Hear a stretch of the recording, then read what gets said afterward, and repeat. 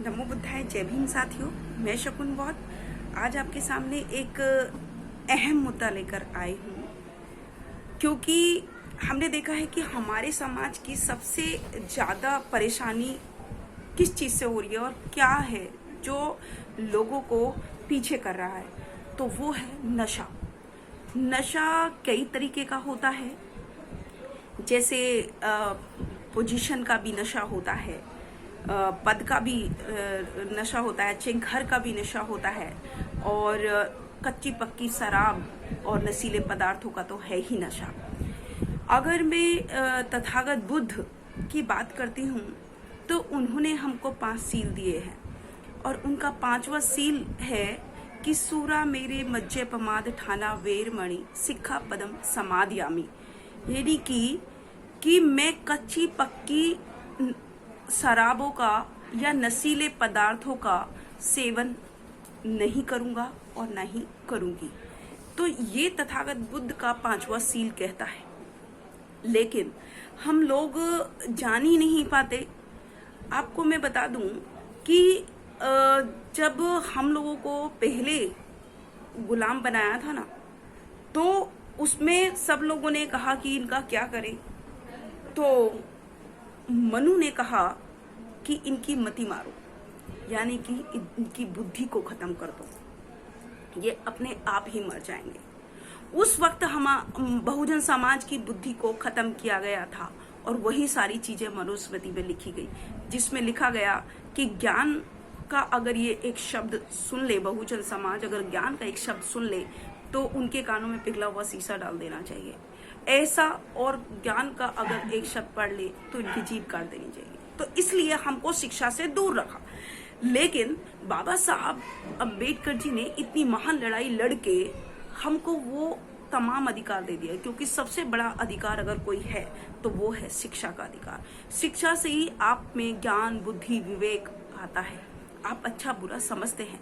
लेकिन क्या मैं आज भी मैं ये कहूँ कि क्या आज भी हमारा समाज अपने अच्छा बुरा समझ पा रहा है? एकेडमिक पढ़ाई पढ़ के सिर्फ ग्रेजुएशन कर लिया, post graduation IAS, doctor, PCS, PM, CM बन गए, तो क्या उन्होंने क्या हासिल कर लिया? कुछ भी नहीं। मानसिक रूप से तो वो आज भी गुलाम ही है। पहले लोहे की बेड़ियां होती थी, अब सोने चांदी की बेड़ियां है बाबा साहब के आरक्षण से, लेकिन गुलामी में तो कोई फर्क नहीं आया ना।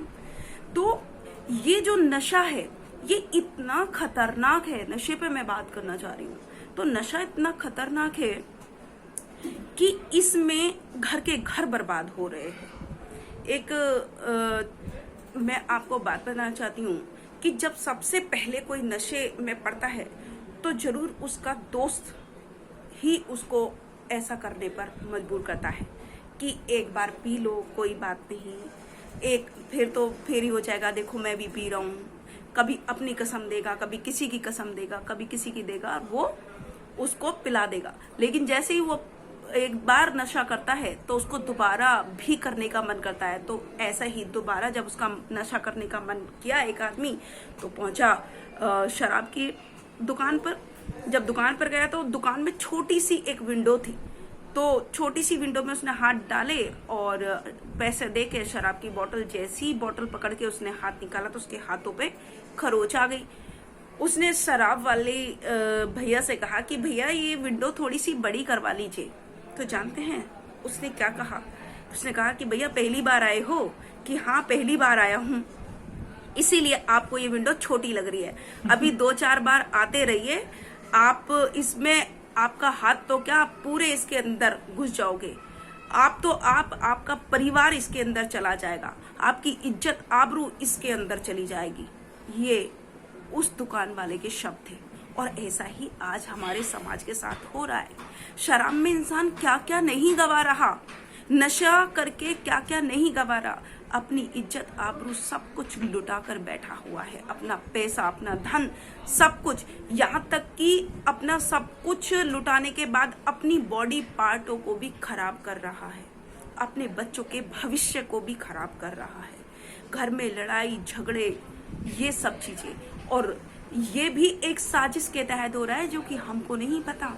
अगर आपने वो बुक देखी हो या देख लेना, बंच ऑफ थॉट्स, उसमें यही लिखा हुआ है कि ये जो जितने भी बहुजन समाज के लोग हैं ना, इनके घरों के पास 2 चीजें आपको जरूर बनवानी है। उसमें निर्देश दिए हुए हैं, गोलवालिस्कर ने वो किताब लिखी है, उसमें लिखा है कि मंदिर बनवाओ और शराब के ठेके बनवाओ जगह जगह।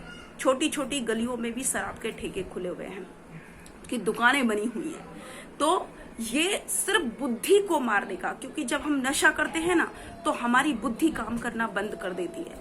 तो हमको इस नशे से बाहर निकलना है, अपने आप को बचाना है, अपने समाज को बचाना है, अपने बाबा साहब के मिशन मूवमेंट को हमको बचाना है, ताकि हमारी आने वाली पीढ़ी ये ना कहे कि पापा या आपने क्या किया, माँ आपने क्या किया, आपने हमारे लिए क्या किया, आप तो खुद आज़ादी की जिंदगी जी गए और हमको गुलाम बना गए। तो ऐसा मत कीजिए। ये शराब और ये नशीले पदार्थों से दूर रहिए, ये मेरी आपसे अपील है। क्योंकि मित्रों को जिस दिन आप समझ जाएंगे, देखिए दोस्त दीपक की तरह होता है, दीपक की तरह दोस्त होता है, वही उसी दीपक से बहुत के घरों में उजाला होता है, लेकिन उसी दीपक से वो दीपक से आग लगकर भी आपके घर में सब कुछ जलकर राख भी हो जाता है। तो ये हमारी बुद्धि पर डिपेंड करता है कि हमारे दोस्त कैसे हों। अगर हमें कोई गलत गाइड कर रहा है या हमारी कोई गलत चीजों में कह रहा है कि हाँ ठीक है हाँ मैं हाँ भी कर रहा है, तो वो आपका कभी भी कल्याण मित्र नहीं हो सकता। जो आपको गलत चीज करने से रोके, जो आपको कभी भी गलत चीजों में पड़ने ना दे, वही आपका कल्याण मित्र होता है। तो ये चीज हमको खुद को देखनी पड़ेगी, क्योंकि अगर हमने नहीं देखा तो हमारा ना केवल घर बर्बाद हो रहा है, बल्कि हमारे बच्चों का और हमारा भविष्य भी खराब हो रहा है। तो बाबा साहब की बात को मानिए। हमारे महापुरुषों ने कभी भी इस तरह की कोई काम नहीं किया, कभी किसी को भी नुकसान नहीं पहुंचाया, कभी किसी बुरी आदतों में नहीं किया। पता है, बाबा साहब की एक बात मैं आपको बताती हूँ कि बाबा साहब कहते थे कि मेरे दुश्मन मुझसे इसलिए नहीं डरते कि मैं जो है बहुत विद्वान हूँ, बल्कि मेरे दुश्मन मुझसे इसलिए डरते हैं क्योंकि मैं चरित्रवान हूँ। तो हमारे महापुरुषों ने हमेशा सबके लिए भला सोचा, खुद को बुरी आदतों से बचाया और अपने ज्ञान के बलबूते पर इतिहास तक को बदल दिया। तो क्या हम जितने हमारे महापुरुष विद्वान हुए, उतना ही उनका समाज बुद्धि से गरीब है। तो हम अपने आप को आगे बढ़ाएं, क्योंकि जो इंसान दिमाग से अमीर है ना, वही इंसान अमीर है। पैसों से कुछ नहीं होता। जो इंसान अपने दिमाग से अमीर है वही अमीर है, बाकी सब चीजों से कोई वैल्यू नहीं करती।